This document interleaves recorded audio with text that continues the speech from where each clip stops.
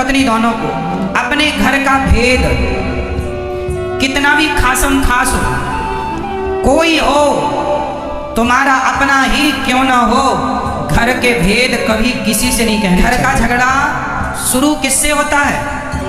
किसी के घर का झगड़ा स्त्री से शुरू होता है और किसी के घर का झगड़ा पुरुष से होता है। मैं केवल यहाँ दोनों को ये निवेदन करूंगा कि यदि पुरुष झगड़ा शुरू करता है तो जब आपको पता है कि मेरे पति की ओर से झगड़ा होता है तो फिर आप उस झगड़े में आग में घी क्यों डालती हो? आग तभी भड़कती है जब उसमें घी, यदि घी नहीं होगा तो आग बुझ जाएगी। यदि पति आग लगा रहा है तो पत्नी को चुप रहना चाहिए। आप चुप रहेंगी, झगड़ा शुरू तो होगा पर आगे बढ़ेगा नहीं, खत्म हो जाएगा। और यदि स्त्री आग लगा रही है, स्त्री झगड़ा कर रही है, तो पुरुष को समझदारी का परिचय देना होगा, आपको चुप रहना होगा। यदि गृहस्थी को बचाना है तो दो में से एक को समझदार होना ही पड़ेगा। दोनों मूर्ख हुए तब तो गृहस्थी चल ही नहीं सकती। चलेगी बताइए? इसलिए दो में एक को समझदार होना चाहिए। इसलिए या स्त्री समझदारी का परिचय दे या पुरुष समझदारी का परिचय दे। ज्यादा बोलने से विवाद होता है। गृहस्थों में आप बहुत गंभीरता से विचार करेंगे तो आप इस नतीजे पर पहुंचेंगे कि ज्यादा बोलने से विवाद होता है। ज्यादा ना बोला करिए और रिश्तेदारों से भी ज्यादा बातें ना किया करिए। और एक चीज और बताऊं, पति और पत्नी दोनों को अपने घर का भेद कितना भी खासम खास हो, कोई हो तुम्हारा अपना ही क्यों ना हो, घर के भेद कभी किसी से नहीं कहने चाहिए। घर की बातें आजकल स्त्रियां पति पत्नी में जरा सा विवाद हुआ जाके पड़ोसन से कह आती हो, तुम तो कल पति पत्नी मिलके एक हो जाओगी, पर पड़ोसन को तो तुम्हारी औकात पता चल ही गई ना। वो तो सदा ताने, अरे हमसे ना ज्यादा झाड़ो, हम जानते हैं तुम्हारे पति को, हम जानते हैं तुम्हें, तुमने क्योंकि बोल दिया था। सारे घरों में झगड़े होते हैं, हर घर में। इसका अर्थ ये नहीं कि तुम अपनी बातें जाके पड़ोसन से कह लोगी, रिश्तों में कह लोगी, किसी से ना कहा करो। अपनी घर की बातें घर के आप लोग अपनी समझदारी से अपने रिश्तों को ठीक करिए। और तलाक देना और लेना ये किसी भी समस्या का समाधान नहीं है। तलाक लेके क्या करोगे? माँ बाप के घर बैठोगी, बेटियों से मेरा सवाल है, तलाक लेके कहाँ जाओगी? अपनी मम्मी के घर बैठोगी कब तक? मम्मी जब तक जिंदा है तब तक तुम्हारा सम्मान है, माँ मर जाएगी फिर तुम्हारी भौजाई तुम्हें सम्मान करेगी? सम्मान भी देखो, एक दिन जाओ 2 दिन जाओ तो सम्मान होता है, घर पे ही पड़े रहो किसी के तो सम्मान नहीं होता। बोलो हाँ या ना? साल में एक बार के लिए घर में भाभी आ जाए, भौजाई आ जाए, ननंद आ जाए तो भाभी भी सम्मान, आओ दीदी आओ दीदी आओ बहन। और 2-4 महीने के लिए बोल दे जाऊंगी नहीं तो टेंशन हो जाती, यही खाएगी। इसलिए मैया बाद में लड़ लेना अपनी भौजाई से। अभी सुन लो, केवल कुल मिला के बात यह है, मैं सारी यहाँ बेटियों से बात करना चाहता हूँ, बहुओं से। कई बार बहुएं अपनी माँ के कहने से अपने पति को छोड़ देती है। माँ ने कहा तेरी ससुराल अच्छी नहीं है, पति लड़ता रहता, आजा हम जिंदा हैं, हम तेरा पेट भरेंगे। ये मम्मियों को पता नहीं कब अक्ल आएगी। बेटियां बताओ, आपसे सवाल है, बेटी अपने पति के साथ सुखी रह सकती है कि अपनी माँ के साथ? ज्यादा सुख उसे माँ दे सकती है या उसका पति? जोर से। एक स्त्री का माँ के साथ रहना उचित है या खुद के पति के साथ रहना जायज है? कहाँ रहना चाहिए? बोलो मेरी माँ। अरे सिर ना हिला, बोलो मेरी माँ। किसके साथ? नहीं निकल रही आवाज। किसके साथ? माँ के साथ, पति के साथ। हर स्त्री की भलाई पति के साथ रहने में है, ना कि माँ के साथ रहने में। तुम पति को छोड़ के माँ के साथ, तुम्हें ज्यादा अपनी माँ की गर्मी है ना कि मेरी माँ मेरे मायके में तो सब कुछ है। हम कोई भीख थोड़ी मांगते थे, हम तो 56 भोग खाते थे। तो तुम्हें भी 56 भोग तब तक ही मिलेंगे जब तक माँ जिंदा है। माँ मर जाएगी, कुत्तों सी जिंदगी जीना पड़ेगा। हाँ या ना?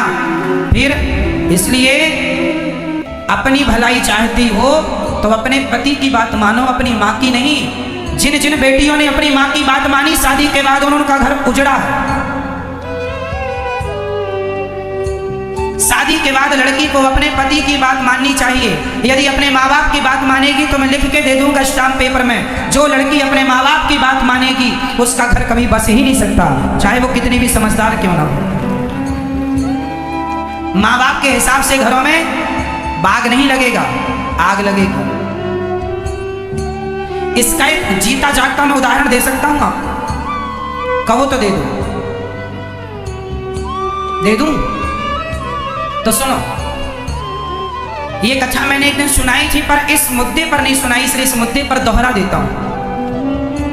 महाभारत का युद्ध एक लड़की के पिता के कारण हुआ।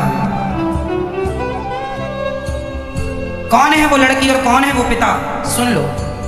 महाराज शांतनु मत्स्यगंधा पर मोहित हो गए।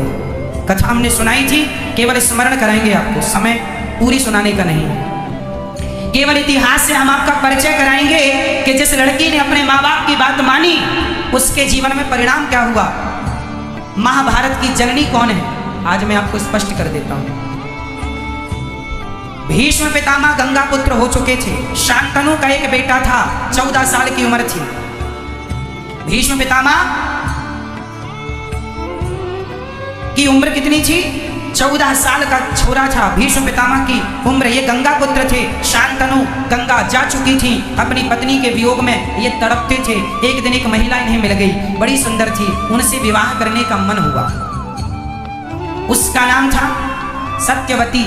मत्स्यगंधा भी कहते हैं, योजन गंधा भी कहते हैं। कई योजन तक उनके शरीर से खुशबू निकलती है, इसलिए योजन गंधा भी कहते हैं। ठीक है, मछली की गंध आती थी इसलिए मत्स्यगंधा भी कहते हैं। सत्यवती नाम है। सत्यवती एक केवट की बेटी थी, कथा हमने उस दिन विस्तार से सुनाई थी। तो केवट मतलब लड़की का बाप। चलो अब लड़की का बाप चला हस्तिनापुर। हस्तिनापुर में महाराज शांतनु राजा थे। शांतनु तो अंदर थे, भेंट हो गई भीष्म पितामह से। उस समय भीष्म पितामह की उम्र कितनी थी, 14 साल के बच्चे से भेंट हो गई। तो जो लड़की का पिता मतलब मत्स्यगंधा का, सत्यवती के पिता जो केवट थे, उन्होंने कहा, एक लड़की के बाप की दास्ता कह रहा हूं। उस व्यक्ति ने कहा, लड़की के पिता ने कहा कि कहो कुमार, राजकुमार, तुम्हारे पिता का दिल मेरी बेटी में आया है, शादी करना चाहते हैं। तो राजकुमार ने कहा, भीष्म पितामह ने कहा, जब मेरे पिता का निर्णय है और आपका निर्णय है तो आप देख लो। तो लड़की के पिता ने कहा कि मैं शादी तो कर दूंगा, पर मेरी बेटी तो इस घर में नौकरानी बन के रहेगी। क्यों क्यों नौकरानी बनेगी, भीष्म पितामह ने पूछा। तो लड़की के पिता ने कहा, आप तो राजा के पहले बेटे हो, राजा तो आप ही बनोगे, और हमारी बेटी का जो बेटा होगा उसकी तो कोई पूछ नहीं होगी। तो भीष्म पितामह ने तुरंत प्रतिज्ञा की, मेरे पिता की खुशी यदि इस महिला से है तो मैं आपको वचन देता हूं कि मैं कभी विवाह नहीं करूंगा, मैं कभी विवाह नहीं करूंगा, और इस गद्दी पर आपकी बेटी से उत्पन्न हुआ बेटा ही बैठेगा। ये देवताओं को साक्षी मानकर 14 साल के बेटे ने प्रतिज्ञा कर ली। इसी का नाम है भीष्म प्रतिज्ञा। अब सुनो, सत्यवती के बेटे हुए, उनके कोई संतान नहीं हुई। फिर संतानें व्यास जी के द्वारा हुई। धृतराष्ट्र, पांडु धृतराष्ट्र बैठे सत्ता पे और धृतराष्ट्र को पुत्र। यदि भीष्म पितामह उस गद्दी पर बैठते तो महाभारत का कभी युद्ध होता। हमेशा लड़की के माता पिता अपनी बेटी का भविष्य बनाने के चक्कर में वो ये भूल जाते हैं कि इनके ससुराल में किसकी हानि हो रही है, किसका भला हो रहा। वो केवल अपनी बेटी का भला देखते हैं। और तुम बेटियों को अपने पति का भला सोचना चाहिए कि आपके पति का जिसमें भला हो, आपका जिसमें भला हो, वो निर्णय आपको लो। क्योंकि ससुराल पक्ष जो मायका पक्ष होता है वो हमेशा एक ही तरफ से वो निर्णय देंगे जिसमें केवल आपकी भलाई हो। यदि उस लड़की के पिता ने ये देखा होता कि राज्य की भलाई किसमें है तो वो ये कभी संकल्प ना दिलाते, फिर भीष्म पितामह राजा बनते। और भीष्म पितामह राजा बनते तो महाभारत जैसी स्थिति कभी उत्पन्न ना होती। केवल यही बात समझाना है आपको कि शादी के बाद मेरी बहनों, मेरी बेटियों, हाथ जोड़ के कहता हूँ, हाँ, यदि ससुराल में आप पर कोई अत्याचार हो रहा है तो आपके माँ बाप का बोलना जायज है, उचित है, पर बात बात में उंगली करना जायज नहीं है। छोटी छोटी बातों में भी माँ बाप उंगली करें, इससे रिश्ते टूट जाएंगे, खत्म हो जाएंगे। 100 में से 95 रिश्ते माँ की गलती से, लड़की की माँ की गलती से टूटते। इसलिए अपने पति, यदि तुम्हारा पति गलत रास्ते पर, चलो एक और उदाहरण देता हूं, यदि आपका पति किसी और महिला के चक्कर में पड़ गया तो आप क्या करेंगे? भगवान करे कि आपके साथ ऐसा कभी ना हो, पर यदि हुआ तो आप क्या करेंगे? यदि आपको पता चल गया कि मेरा पति तो किसी दूसरी महिला के चक्कर में है, उससे बात करता है, उसके संग उठता बैठता है, जब आपको पता चलेगा आप क्या करती हैं? आप सबसे बड़ी गलती करती हैं।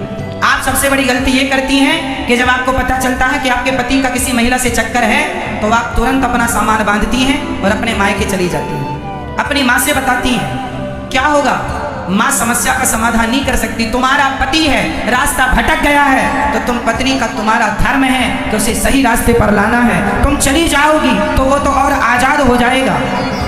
इसलिए उस समय तुम्हें अपनी माँ के पास नहीं, अपने पति के पास रहना है और उस महिला के पास जा करके उसे सबक सिखाना है। समझाओ प्यार से, बातों से माने तो बातें, कोर्ट कचहरी से माने तो वो, नहीं तो लाते कहाँ चली गई। ठीक है मेरी माँ?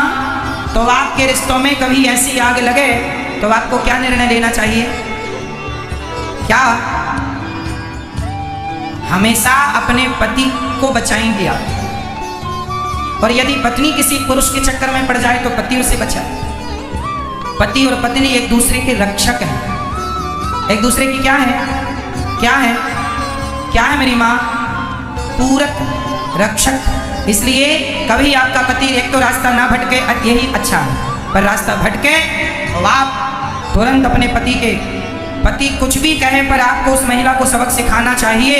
यदि हर स्त्री अपने पति के लिए उन महिलाओं को सबक सिखाने लगी तो समाज की महिलाएं डर जाएंगी कि यदि हमने इसका घर बिगाड़ा तो हमारी बदनामी होगी, जमाना हमें क्या कहेगा। आप तो गलती ये करती हैं कि आप उठाए झोला मायके चली गई, यहाँ पति उसके संग मौज करता रहा और तुमने तलाक ले लिया, तलाक लेके घर बैठ गई। इससे तुम्हें क्या मिला?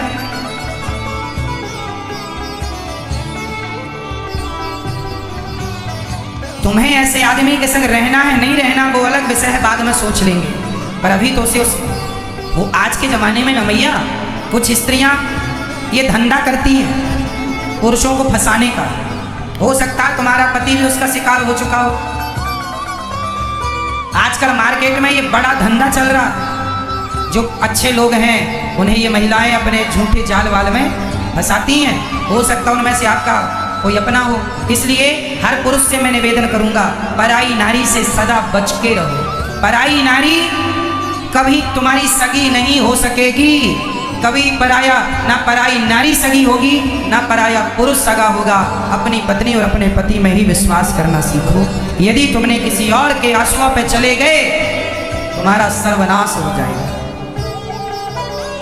कुछ महिलाएं कैसे फंसाती हैं? एक महिला एक पुरुष के पास आई, रोने लगी, हमारा पति हमें बहुत मारता है। तो पुरुषों की तो दया बड़ी होती है, अच्छा बहुत मारता, आओ हमारे पास बैठो, कॉफी पियो, चाय पियो। अब वो नारी ने क्या किया, जैसे कॉफी चाय पीते पीते ये उसके संग रहने लगा। बड़ा वो रोए कि हमारा मारता, हमें तो प्यार ही नहीं करता। तो ये बैठा सबका ठेका लेके कि मैं करूंगा तेरे से प्यार, तेरा पति तो करता नहीं है। और ये इस चक्कर में बेचारा बड़ा दयालु बन रहा, अपना विनाश कर रहा। इसकी पत्नी को पता चला, इसने देख लिया कि ये तो दूसरी महिला के संग बैठा, तो इसकी पत्नी ने तुरंत कहा, कौन है ये? बोलता है मैंने बड़ा धर्म किया है, बड़ा पुण्य किया है। कौन सा पुण्य कर दिया तुमने? बोले इसके पति ने इसको प्यार नहीं किया, बहुत डांटता है, बहुत मारता है, तो मैं इसको प्यार करता हूँ। अब तुम भी मेरी पत्नी हो और ये भी मेरी है। ये कौन है? इन्हें क्या कहेंगे? क्या यही गृहस्थ जीवन का धर्म है? रोते हुए की मदद करना अच्छी बात है, विपत्ति पे किसी के संग खड़े हो जाना अच्छी बात है, पर किसी विपत्ति का आप उससे उसके बदले में उसका चरित्र मांग लें, ये बहुत बुरी बात है कि तेरी मदद मैं चरित्र के बदले करूंगा या करूंगी। इन चक्करों में ना पड़ा करो। समाज बहुत गलत रास्ते पर चल चुका है, बहुत गलत कदम बढ़ चुके हैं लोगों के। समाज में क्या क्या लोग कर रहे हैं कहा भी नहीं जा सकता। क्यों भैया, बहुत कुछ हो रहा है समाज में या नहीं? तो ऐसी गंदगियों से आपको अपने पतियों को बचाना है, अपनी पत्नियों को बचाना है और आने वाली पीढ़ी को, बेटा और बेटियों को बचाना है इस गंदगी से, कहीं आप शिकार ना हो जाए। इसलिए पति पर जब कोई चरित्र का हमला होगा तो सबसे पहले साथ कौन खड़ा होगा? पत्नी।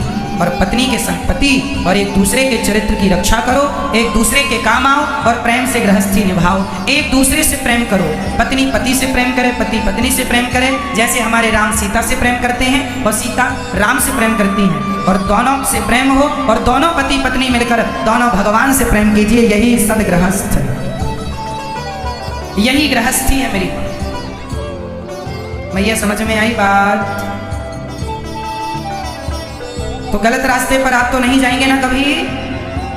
तो आप अपने पत्नी से और अपने पति से झगड़ा तो नहीं करेंगे? भैया आप लोग अपने पतियों से प्यार करती हो कि नहीं? बोलो हाँ या ना, बोलो हाँ या ना। करते हैं भैया? हाँ करते। तो आपका पति आपसे प्यार करता है कि नहीं? चलो आप तो करती हो अपने पति से, पति करता है कि नहीं? नहीं, कभी तो आई लव यू कही होगा उसने,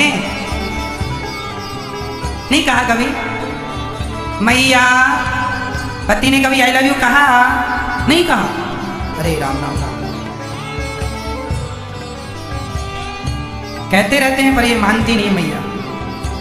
आपके पति भी आपसे बहुत प्यार करते हैं। अच्छा, पत्नियों को यही लगता है कि हम प्यार कर रही हैं अपने पति से, हमारा पति तो करते नहीं प्यार। 100 में से 95 पत्नियों को यही लगता है कि हमारा पति हमसे प्यार नहीं करता। अब पति बेचारा क्या छाती फाड़ के दिखा दे कि हम तुमसे प्यार करते हैं? कह ही तो सकता है, छाती तो ना तुम फाड़ सकती हो ना पति फाड़ सकता। तो इसलिए मेरी माँ, यदि आपका पति आपसे प्यार करता है तो निश्चित जहाँ प्रेम अधिक होता है ना, यदि हम आपसे प्रेम करते हैं तो हम आपको डांट भी सकते हैं। बोलो हाँ या ना? हम आपसे प्रेम करेंगे तो हम आपको डांट भी सकते हैं, प्रेम नहीं करेंगे तो हम आपको नहीं डांट सकते। आपका पति आपको डांटा करे तो बात बात में गुस्सा ना हुआ करो कि डांटते रहते हैं। जहाँ प्रेम ज़्यादा है, जिससे प्रेम करेगा उसी को डांटेगा, उसी को डांटता। आप भी डांट सकते हैं, वो भी डांट सकता है। यही गृहस्थी है। वो कुछ कहे तो तुम चुप रहा करो, तुम कुछ कहो तो वो चुप रहे। यही समझदारी है गृहस्थी। और ऐसे से रिश्ते चलते हैं। आप जरा सी बातों में झोला उठा के मायके चली गई, आप जरा सी बातों में आपने बोलना। अच्छा, पति पत्नी में कितनी भी लड़ाई हो जाए पर आप लोग बोल चाल बंद मत करना, क्योंकि बोल चाल बंद होते ही सुलह के सारे दरवाजे बंद हो जाते हैं। सुलह के दरवाजे बंद हो गए क्योंकि बोल चाल बंद हो गया। कई पति पत्नी जरा सा लड़े, बोल चाल बंद, बोलेंगे जे बोले चुप बैठा, बोला करो। कितना भी लड़ाई झगड़ा हो पर बोलना, ना तो सास से बोलना बंद करना, ना पति से, ना किसी से। सारे रिश्तों को निभाना और छोटी छोटी बातों में ध्यान नहीं देना। पति कुछ कह दे, कोई बात नहीं, कह दिया, गुस्से में कुछ हमने कह दिया, हमें आज गुस्सा था, हमें गुस्सा था बहुत ज़्यादा, कोई काम को लेके कोई टेंशन थी, गुस्सा था, सारा गुस्सा पत्नी पे उड़ेल दिया। पत्नी को भी थोड़ा समझदार होना चाहिए, जरा सी बात पे ना करे। आज गुस्सा, रोज़ तो गुस्सा नहीं करता, कभी तो प्यार भी करता होगा, तो बस इंतजार करो। हर समय सूर्य गर्म नहीं होता, शाम को ठंडा हो जाता है, सुबह भी ठंडा होता है, बस दोपहर में गर्म रहता। तो दोपहर में आप लोग भी सड़क में नहीं निकलते, घर में रहते हैं। तो जब पति गर्म है, माइंड गर्म है, खोपड़ी गर्म है, थोड़ा आप दूर रहो, अपने कमरे में घुसे रहो, जो करे करने दो, चिल्लाए चीखे जो करे, थोड़ा शांत होने दो माहौल, फिर तुम बात कर लेना। अब वो गर्म है, वो गालियाँ दे रहा और आपने भी शुरू कर दी, मैं जा रही हूँ अच्छा मायके, रह लेना मेरे बिना। ऐसे में तो आग लगेगी, कभी बुझेगी नहीं। मैया हम गलत कह रहे हैं क्या मेरी माँ? नहीं, तो फिर आप करोगी ना, जो बात कह रहे हैं उसका पालन करोगी ना? ठीक है। तो पति कुछ बोलेंगे तो आप क्या करेंगी? डे बोले हम चुप ही टाप रहेंगे, चुप ही टाप रहना मेरी माँ। ये मैया से पूछो क्या रहेंगी ये? चुप ही टाप रहना मेरी माँ। और पतियों से प्रार्थना है कि नारियों का सम्मान किया करो। यदि आपकी पत्नी आपको परमेश्वर मानती है, भगवान मानती है, तो पुरुष का भी कर्तव्य है कि वो अपनी नारी को हमेशा लक्ष्मी मान के उसका सम्मान करे, देवी मान के उसका आदर करे, और कभी अपनी पत्नी के लिए अपशब्द ना कहे, उसे गालियाँ ना दे। ये पति की समझदारी है। हर पुरुष को चाहिए कि वो नारी जात का सम्मान करे। हर नारी को चाहिए पुरुष का आदर करे, बस प्यार दो, सम्मान दो और सम्मान लो। ठीक है मेरी माँ। तो भगवान गोपियों को